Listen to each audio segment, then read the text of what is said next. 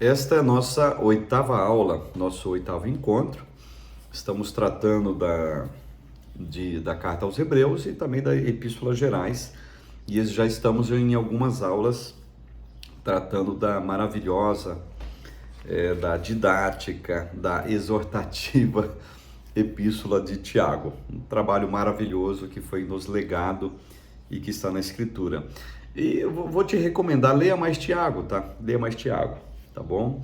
Eu tenho certeza que, assim como eu, a gente vai sofrer uma asepsia na alma, vai abandonar algumas máscaras, algumas posturas meramente religiosa que a gente tem, porque o Tiago ele ataca no bom sentido, me entenda, por favor, tá?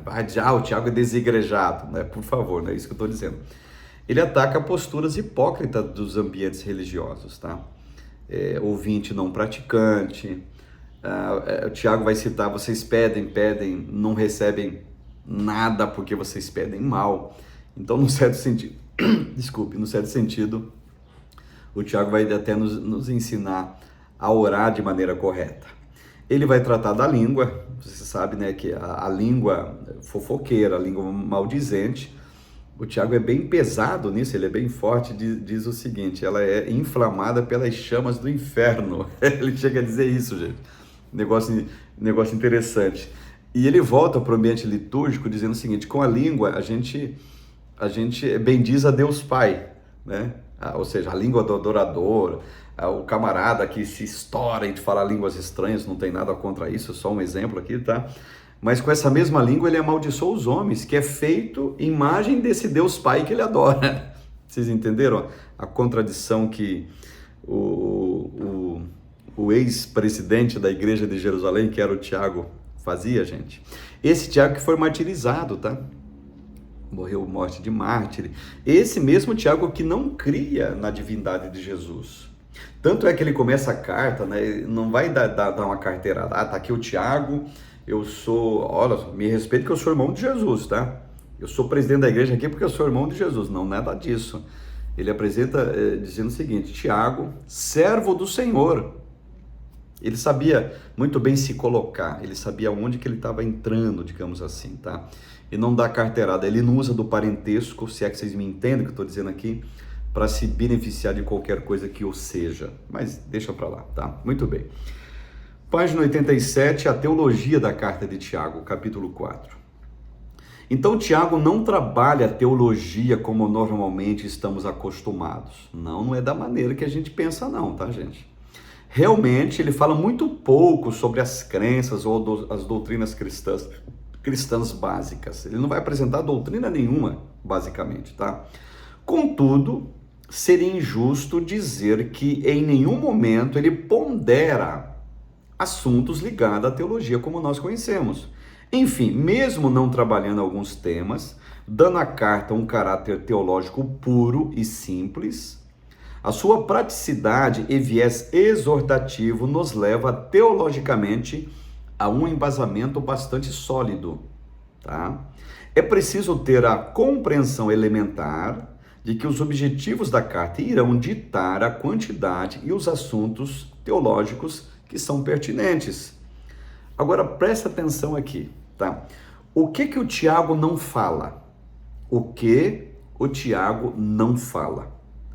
O ministério do Espírito Santo, ou a pneumatologia, não é algo mencionado na carta de Tiago, tá? Para quem gosta de espiritualizar tudo, tá?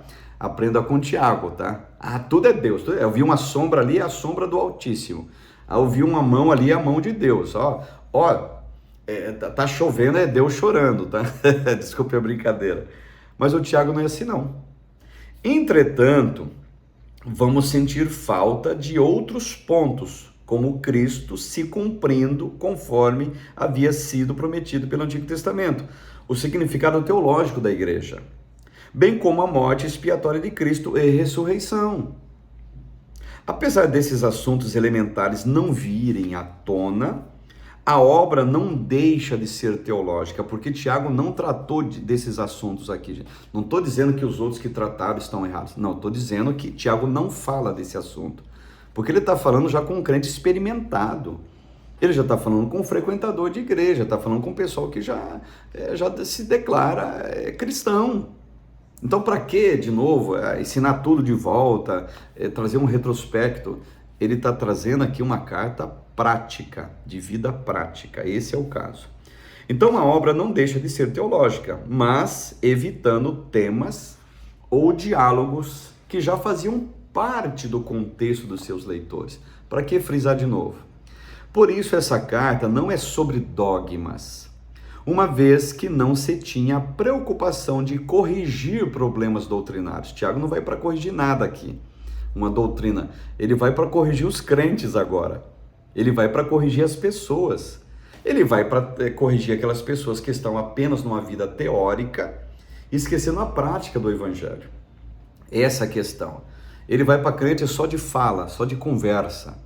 Ele quer que seja efetivo aquilo que as pessoas dizem ser, tá? Mas não para que fossem de fato cumpridores daquilo que diziam professar. Um convite à prática, isso que eu estou dizendo, tá? Não é para corrigir nenhum problema doutrinário, é um convite para esse povo dizendo, pessoal, sai dessa teoria engessada que vocês têm agora e sejam não apenas ouvintes, sejam agora praticantes daquilo que tem sido ensinado para vocês. Pois bem, página 88, o conteúdo teológico em Tiago. As pessoas para quem Tiago escreveu tinham familiaridade com as questões elementares do Evangelho, já conheciam, não eram ignorantes não eram neófitos, não eram meninos, não eram iniciantes na fé, tá? Por isso não fala de teologia, questões básicas da fé, mas fala de uma prática do viver diário, ele fala de teologia prática e não de teologia bíblica como um todo, tá? Mesmo com características estritamente práticas, a carta de Tiago nos oferece uma grande contribuição no entendimento de assuntos como a origem do pecado, a sabedoria, oração, fé, obras, natureza de Deus, dentre outros. Ele toca nesses assuntos, não no sentido apologético, tá? Mas no sentido para que aqueles que já conhecem esses assuntos coloquem em prática agora. Não considerar que essa praticidade teológica seja teologia é regredir no entendimento do Evangelho. Então, essa praticidade de Tiago é lógico, é evidente, não precisa nem dizer para vocês. Ela é, sim, aplicada nos conceitos teológicos como um todo e, sim, é um convite ao aprendizado também, né? Então, do que Tiago vai falar? Dos vários assuntos práticos. Ele vai tratar da natureza de Deus, um dos assuntos, tá? Tiago busca suscitar em seus leitores um tipo de ação prática que estivesse profundamente alicerçada e fundamentada na natureza de Deus. Não deveriam ser cristãos que agissem de outra forma, a não ser com a plena consciência do caráter de Deus a quem serviam. Por isso, o autor apresenta quais deveriam ser as informações almejadas e vividas da natureza divina, tá? Já no primeiro capítulo, verso 5, o autor orienta que não deveriam hesitar em pedirem sabedoria, pois Deus concedê-la-ia liberalmente. Além dessa liberalidade divina em conceder sabedoria, a invariabilidade de Deus é apresentada. Deus é um ser invariável. Em que sentido? Ele não tem mudança e nem sombra de variação. Então, portanto, o Deus que deu sabedoria na antiga aliança, é Tiago dizendo, nessa aliança ele também dá sabedoria para aqueles que lhes são faltas, tá? Deus dá sabedoria, tá? E não conhecimento, tá certo? Tem diferença. Sabedoria é algo que você recebe, agora o conhecimento é algo que você busca, tem diferença, tá? E por aí vai. O Tiago, ele, além da natureza de Deus, ele vai tratar levemente acerca de escatologia também. Trata dentro do arcabouço teológico de Tiago, a escatologia tem papel importante e diferenciado nessa carta. Essa verdade teológica ganha apresentação e foco não somente diferente, mas novo diante do que os judeus estavam acostumados. Observe. Nesse caso, o autor foge à regra do que vinha expondo.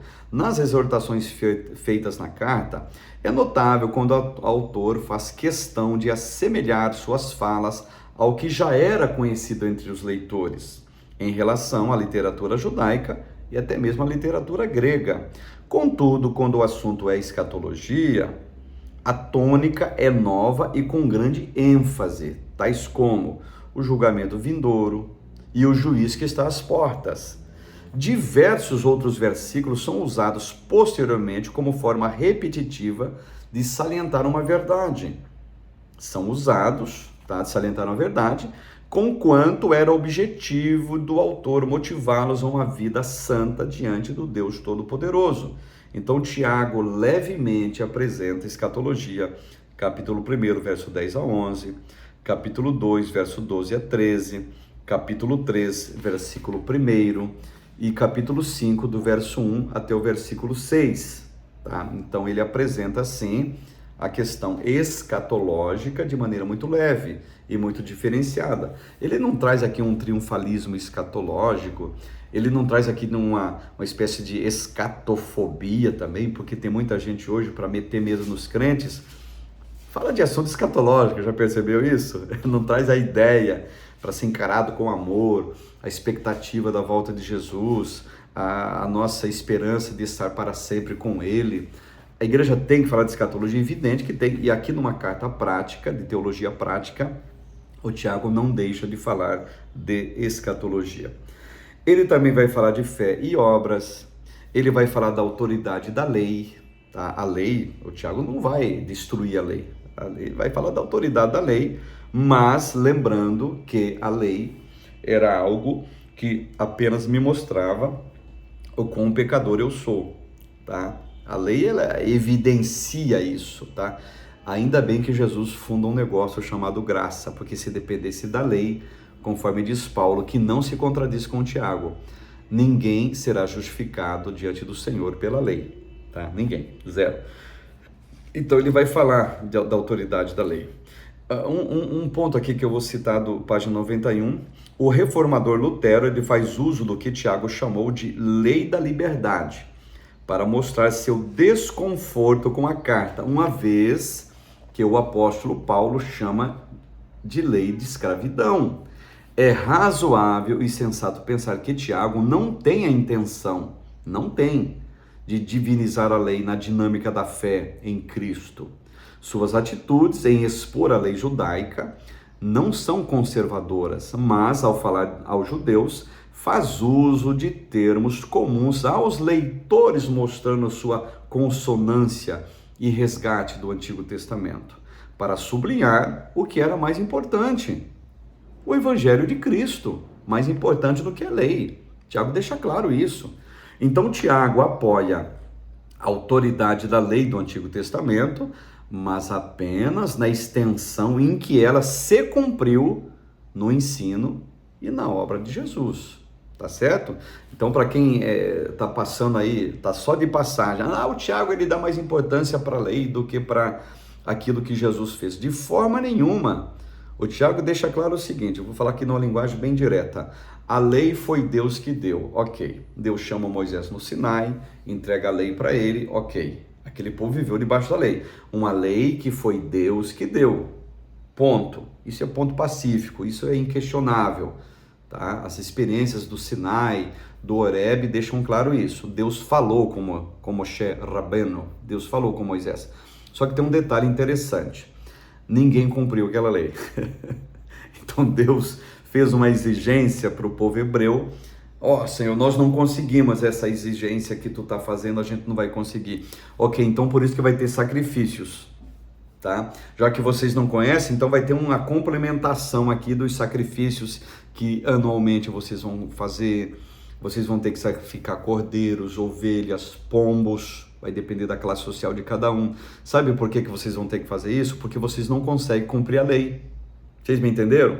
Mas foi Deus que deu essa lei, mas ninguém conseguiu cumprir. Aí o que vem? Vem Jesus, que deixa claro: pessoal, eu não vim aqui para abrogar a lei não, mas eu vim para cumpri-la. Nas entrelinhas é o Senhor dizendo: eu sou o único ser humano que nasceu nesse planeta que tem condições éticas, morais e de santidade e de piedade de cumprir a lei. fez isso em nosso lugar. Tá aí o sacrifício agora para a gente entrar. A cruz. Você me entendeu onde que a lei nos leva? Onde que Jesus nos pega.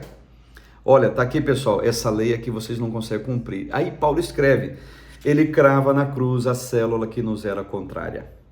Despoja principado e potestade. Por quê? Principado e potestade podia dizer na cara de todo ser humano, vocês não cumprem a lei. Agora o principado e potestade não pode mais fazer isso, porque Jesus cumpriu e morreu em meu lugar.